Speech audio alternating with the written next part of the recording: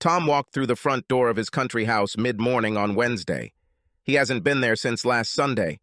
All he wanted to do was pick up some things and leave again. He expected his wife Peggy to go to work. Tom went into the kitchen to make a cup of coffee and noticed the handcuffs and a strip of duct tape still lying on the table where he had left them. The dish towel was still on the floor, where he had thrown it after wiping his face. The video camera was still on the tripod next to the kitchen table. The chair he had broken and knocked over was still lying on the floor. Instead of coffee, he opened the refrigerator and took out a bottle of Diet Coke. "Where the hell have you been?" Peggy asked angrily, entering the kitchen. Tom didn't look at her or answer. He walked past her into the bedroom to gather some clothes, but she grabbed his arm. "I asked you a question," she said angrily. Tom stopped and turned to look at her. The woman he married 7 years ago. The woman he loved, but now the woman who devastated him. "Let me go," he answered softly. Peg looked at him. There was no expression on his face. Tom's eyes seemed dull and lifeless. She let go of his hand and let him pass. Peg grabbed the handcuffs, tape, and dish towel, then walked over to the trash can and unceremoniously tossed them in there. She walked over to the tripod and unscrewed the mounting bracket, placing the video camera on the table, then folded the tripod and placed it next to her. Peggy headed to the bedroom. Tom had a large open suitcase on the bed and was packing his things. "What are you doing, Tom?" "I'm packing my things," he answered and continued. "Another business trip?" she asked sarcastically. "No." "Then where are you going?" Tom stopped and looked at her. His expression was still blank. "What does it matter?" "You are my husband. I have a right to know." "Peg, you gave up that right last Sunday afternoon." Tom added a few more items and closed the bag. He picked her up and carried her into the living room, placing her near the door, and then headed into the office. Peggy followed him. He placed some papers from the desk into his briefcase and closed it, then packed his laptop and power cord into his computer bag. Tom walked over to the kitchen table and picked up the video camera. He opened it, finding the SD card still there. "Is this what you wrote down on Sunday?" Peggy smiled. "A souvenir to remember your retribution." "Very caring. Thank you."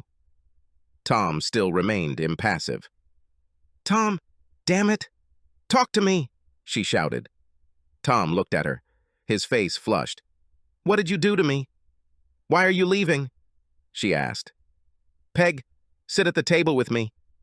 Tom opened his computer bag and placed the laptop on the table, then sat down in front of it. He motioned for Peggy to sit next to him.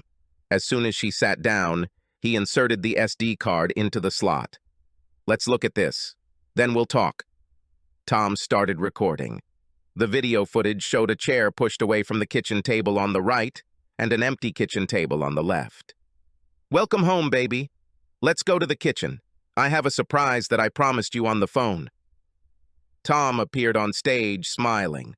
Peggy approached him, dressed in a short, thin robe. Her hair and makeup were immaculate, and her feet were bare. She held handcuffs in her hands and smiled. "Sit on the chair." Tom sat smiling at her. Peggy went behind the chair and squatted down to handcuff him. Her robe fell open, revealing nothing underneath. She threaded one wrist into the cuff, threaded the chain through the back of the chair, then secured the other wrist. Peggy walked out of frame, then returned a moment later and covered his mouth with a strip of duct tape. His smile was visible even with the duct tape on. She stood in front of him and threw her robe to the floor. Tom's eyes widened in admiration at the sight before him. "Are you ready for your surprise?" she asked, smiling. Tom nodded. "We're ready here," she shouted. A moment later, footsteps were heard approaching them. Tom turned his head towards the sound. A man wearing Tom's robe entered the room. Tom's smile turned into a look of shock on his face. "Honey, you remember Joey from my work, don't you?" Peggy walked over to Joey and untied the belt on his robe, then pulled it off his shoulders and dropped it into Tom's lap. Joey was naked under his robe. She knelt down in front of Joey and began to please him masculine dignity below the belt. "Oh, fuck, that feels so good," Joey moaned. Peggy looked at Tom. "And it tastes good too, Joey." Are you following us, Tom? I wouldn't want you to miss any of this, she asked with an evil grin on her face. Tom paused the video and looked at Peggy. Why?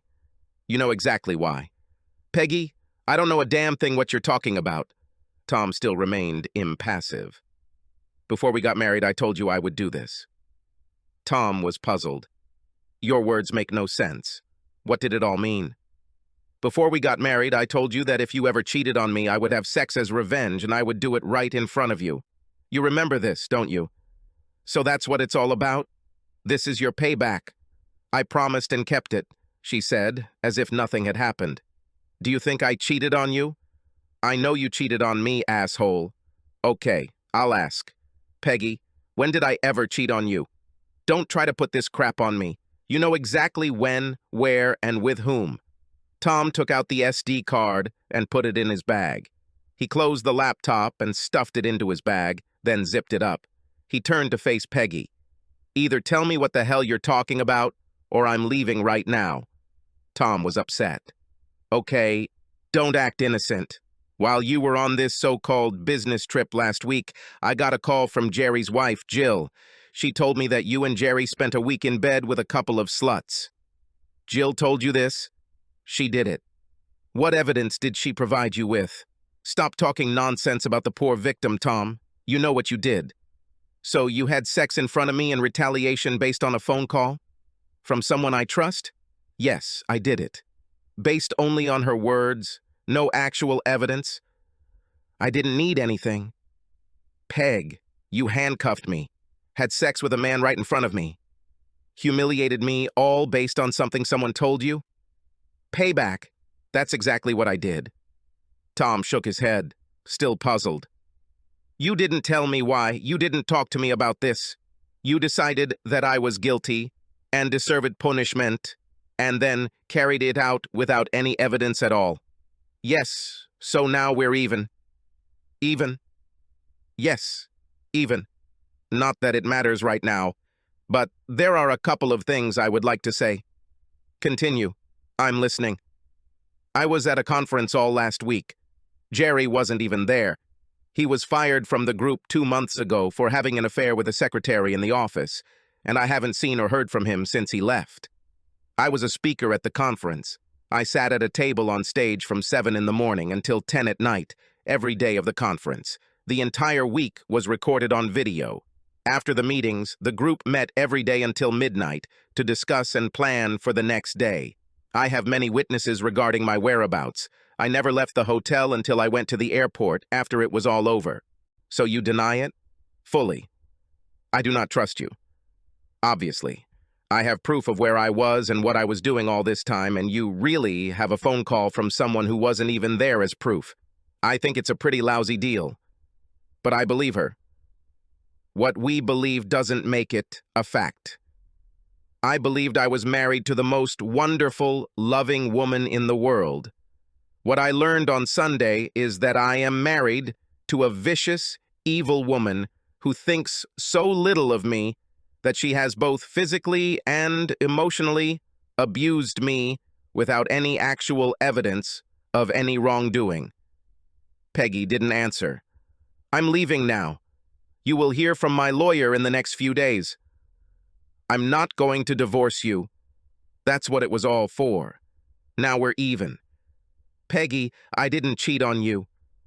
Were you not listening? I'm not an idiot. Of course I listened. Do you still think what you did was justified? I'm sure. Then we have nothing more to discuss. Just fucking call Jill and find out what evidence she had. I'd really like to know. Although in reality, now it doesn't really matter. Without saying another word, Tom left the house. He went to his hotel room and burned the video onto 3 DVDs. Tom has already made an appointment with his lawyer and went to where he began the divorce proceedings. The reason for filing the application would be adultery. He gave a copy of the DVD to his lawyer. The prenuptial agreement would be valid and supported by DVD evidence. The lawyer made suggestions about financial matters that needed to be addressed immediately, and Tom dealt with them immediately after leaving the lawyer's office. His cell phone was put on silent, and when he got to his hotel room, he checked it. The first call from Peggy came about 5 minutes after he left. Then nothing was heard for about 2 hours. After that, the calls rang out approximately every 5 minutes. He only listened to one voicemail, the first after a 2-hour break. "Oh my God, Tom. I finally got through to Jill. She was drunk. Please call me. I made a mistake. Please call me." Tom deleted all her calls and voicemails without listening, and then deleted her text messages and email. The calls, texts, and emails continued. He looked through the numbers as calls came in. Tom also received calls from Peggy's father, mother, and sister. He called Sean, her father, back. "Hello, Sean. This is Tom. I know who the hell it is. You're not the only one who can read. What the hell did you do to my daughter?" "I didn't do anything to her except not answer her calls." "Oh my gosh, she's hysterical. What the hell is going on?" "Sean, if you want to know what happened, you'll have to talk to Peggy." "I'm talking to you, damn it." He was angry. "You're wasting your time. Talk to her." Tom remained calm and kind to him. "Did you have sex with someone or something?" "Talk to Peggy." "You son of a bitch. I have to come over and kick your ass." "Sean, listen to me.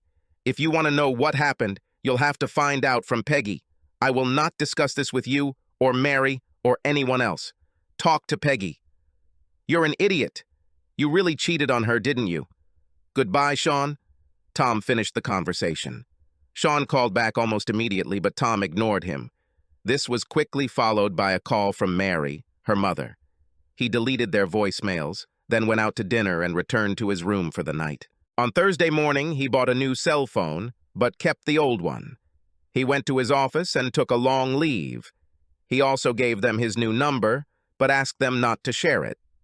When he reached the far end of town, he rented a small furnished apartment and signed a 6-month lease. Tom went to the grocery store to buy food and household supplies. By the end of the day, he had cleaned up the house. His lawyer called on Friday morning. He met with his lawyer at the courthouse, signed the papers, and was given a copy for Peggy after filing. Her copy did not require a signature, but the lawyer told him to be sure there was an impartial witness to what she was served. Tom called Peggy and they agreed to meet for lunch at a restaurant they frequented. When Peggy arrived, Tom was already waiting for her at a quiet table in the back of the room. She was dressed and embellished to the nines. Peggy looked good. When she approached, he stood up. Peggy hugged him, and when she tried to kiss him, he only offered his cheek. This was not what Peggy had hoped for, and it was obvious from the look on her face. She sat down at the table facing him. "Tom, I made a mistake. I want us to put this behind us and move forward." "I agree.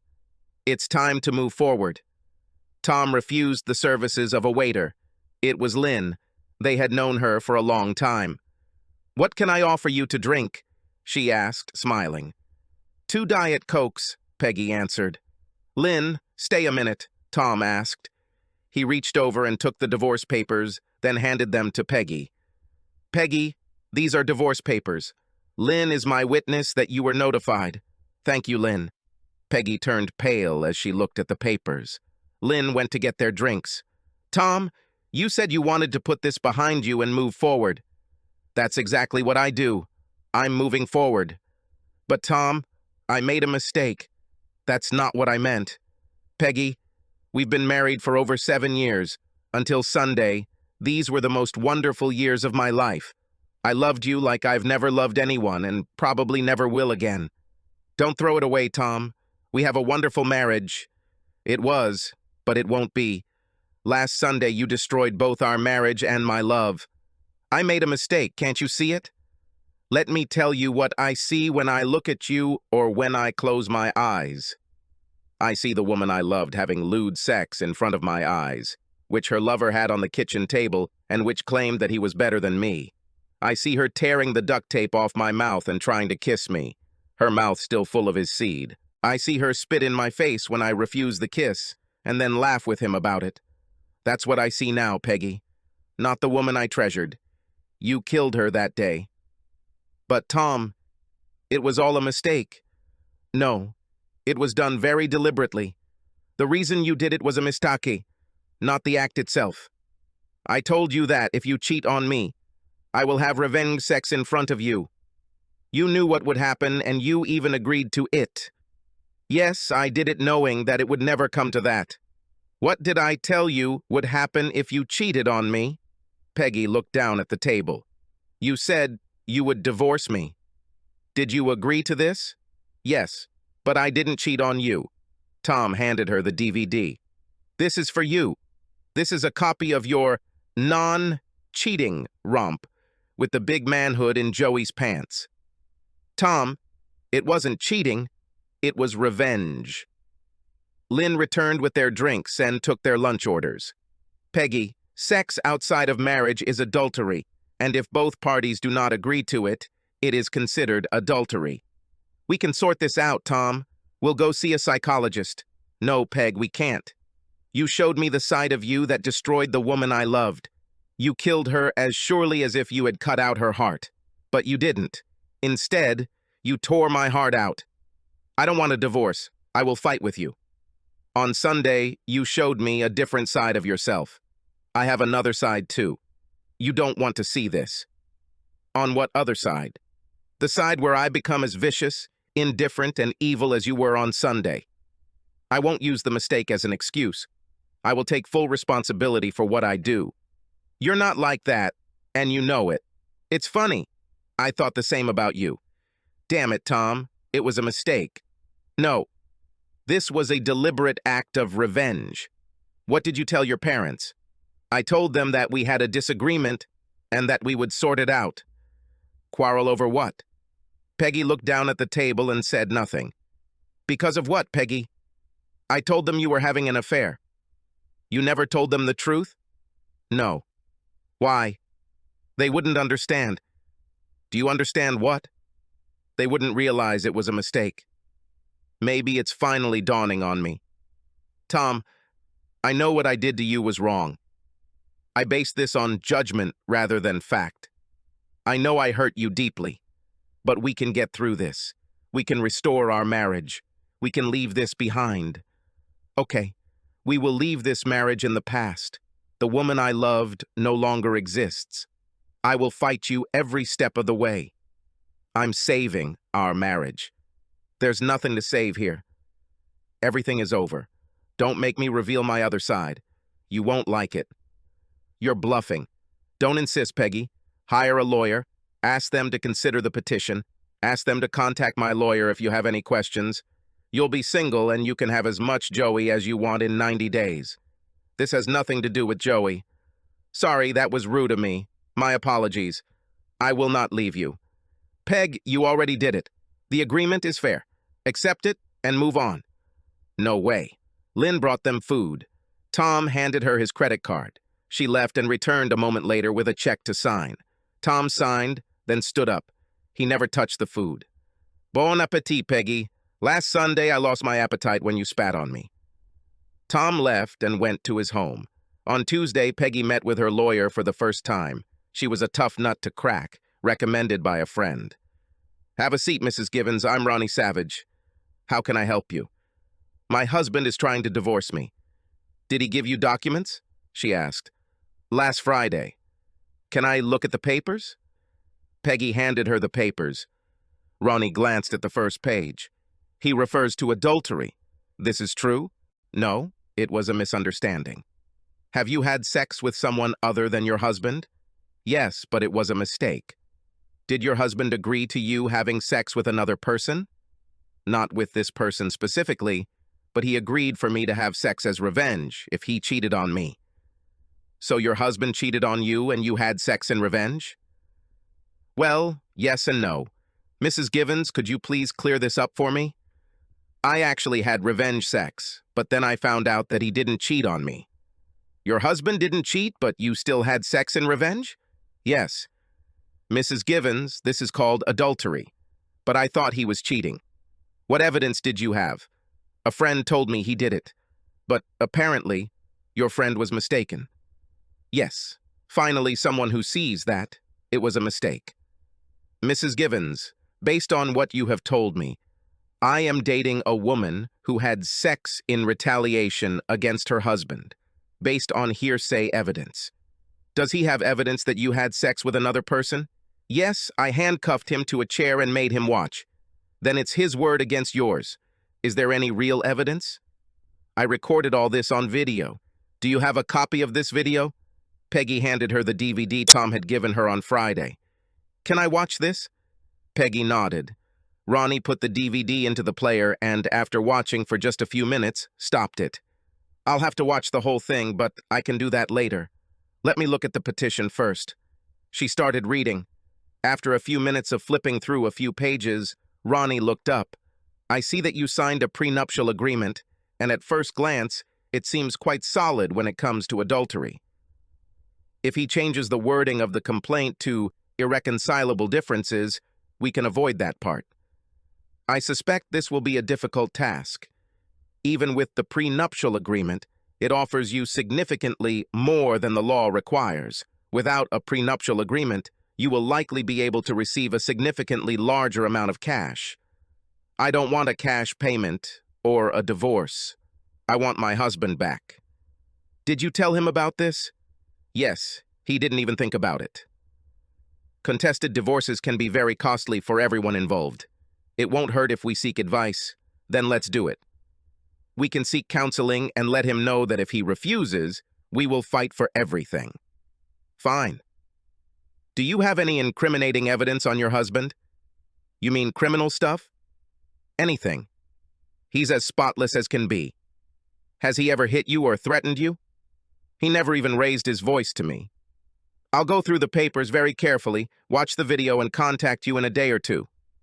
Does he have a copy of this DVD? Peggy nodded. It was Wednesday when Ronnie called her. Mrs. Givens, he has a pretty strong frame. The video you recorded is very damaging and you don't want any judge to see it. Let's start with what we discussed. We will offer 6 weeks of couples counseling. Whatever it takes, I want my husband back. 2 days later, Tom's lawyer called him and asked him to come by. That afternoon, he went to the office. Tom, they requested 6 weeks of couples counseling. What if I refuse? They will do everything they can to fight us. I'm against it. What do you think? She hired Ronnie Savage. She's one of the best. Better than you? I'm the best. Are you ready to fight? With teeth and nails, if necessary. Then let's just say no and see what happens. Keep me informed. That evening, Tom called Peggy. Peggy, I refuse the consultation. I told you that if you argue with me about this, you will see another side of me that you will not like. Why are you acting like this? Just stop this crazy scam and come home. Peg, that won't happen. This is your last chance to get off easy. I won't call you anymore. I'm fighting with you, Tom. I don't want a divorce. As you wish. Tom finished the conversation. The following Monday, Peggy filed a counterclaim. The basis was irreconcilable differences. She asked for everything. 2 days later, the local school board and the school where Peggy worked were served with documents alleging improprieties between their 2 married teachers, Peggy Givens and Joseph Carr. Attached to the package were graphic photographs of 2 people having sex. An emergency school board meeting was called behind closed doors, and both were fired that same day. That same day, Joey's wife received a DVD in the mail containing the names and phone numbers of those featured in the video. She called Tom after watching the video. Hello, this is Tom Givens. This is Tammy Carr, Joey's wife. Did you send me this DVD? Yes, ma'am. I'm sorry, but I thought you had a right to know. When was this done? A week ago, on Sunday, at my house. Are you sitting in the chair? Yes. And the video is real? Fully. It is not mounted. Is this woman your wife? For now. I filed for divorce. That's all I needed to know. Sorry for disturbing you. Tammy hung up. Tammy's next call was to a divorce lawyer. The next day, Joey called Peggy and reprimanded her for exposing him with her act of revenge and costing him his job and possibly his marriage. Even after losing her job and receiving a call from Joey, Peggy didn't give up. When another week passed, and there was no word from Tom from his lawyer, Tom took his next step. Peggy's parents and sister received a copy of the DVD in the mail. After a very short introduction to the video, they started asking Peggy questions and telling her off. Tom's old phone rang. He answered her sister's call. How could you, Tom? Peggy loves you. Mandy, she has a strange way of showing it. For God's sake, it was revenge sex. So she still hasn't told you the truth? What the hell is the truth? Mandy, I didn't have an affair. She got a call from a friend who said I did it. She accepted this as truth, and without any evidence. Was this her revenge? Tom, Peggy is not that stupid. Okay, ask her yourself. Let her know that if she lets the divorce go through this and stops fighting it, that will be the end of it. If she continues, this is just the beginning. Can't you figure it out? Have you watched the DVD? It's just the beginning. That's all I could digest. Observe all this, and then ask yourself if your husband is ready to try to reconcile. You will do this? I will, but I still think you should at least try to work this out. Mandy, you've known me since we were kids. You know I'm not a bad guy. Watch the DVD. Okay, I'll do that. Mandy hung up. About an hour later, she called back. Oh, Tom, I'm so sorry. I understand now, but I still need to talk to Peggy. Let her know that if she stops fighting the divorce, this will end. If she fights me, it will only get worse. I'll tell her. Mandy went to see Peggy in person and, having received confirmation that Tom was telling the truth, relayed his warning. Peggy was adamant in her refusal. Mandy then went and told her parents about what Peggy had done and how Tom insisted that she drop the counterclaim. Peggy's parents visited her that evening and received copies of both documents. Sean had a family friend who was a lawyer who reviewed the documents and the prenuptial agreement. His recommendation was that Peggy do exactly what Tom said and calmly take the matter to divorce court. Peggy still refused to give in. After another week, without hearing a word from his lawyer, Tom took the next step. Peggy taught Sunday school at the same church her parents attended. Each member of the women's auxiliary and church staff received a flyer in the mail containing photographs of Peggy having sex with a man other than her husband. The caption read, "Should this woman teach your children?" On Sunday, Peggy's parents were treated more like lepers than parishioners. After the service, the pastor took them aside for a private conversation and explained why. He also gave them a letter for Peggy, informing them that her services would no longer be needed or even welcomed.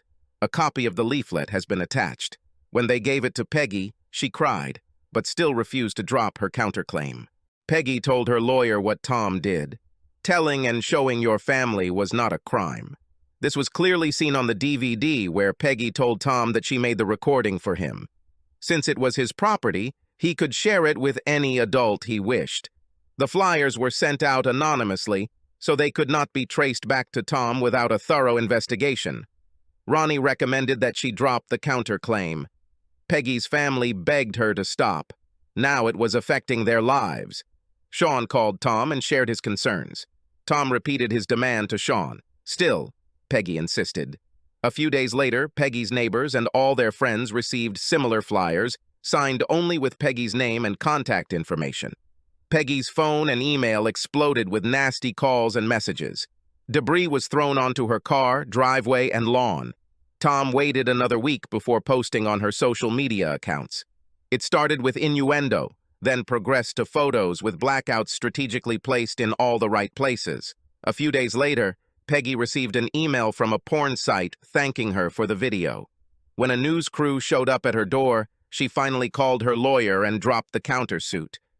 She asked for a meeting between her and Tom. Tom agreed on the condition that it be done in his lawyer's office. They met a few days later. Peggy looked like a shadow of her former self. She had lost weight and, judging by her appearance, was also sleep-deprived. "Peggy," Tom said, sitting down at the table opposite her, "I abandoned the counterclaim. You won." "No, Peggy, I lost. I lost the woman I loved. I lost my marriage. I lost everything that was important to me. There really is a side to you that I've never seen. I'm sorry you had to see that." "Tom, I don't know what to say. I can't show my face anywhere.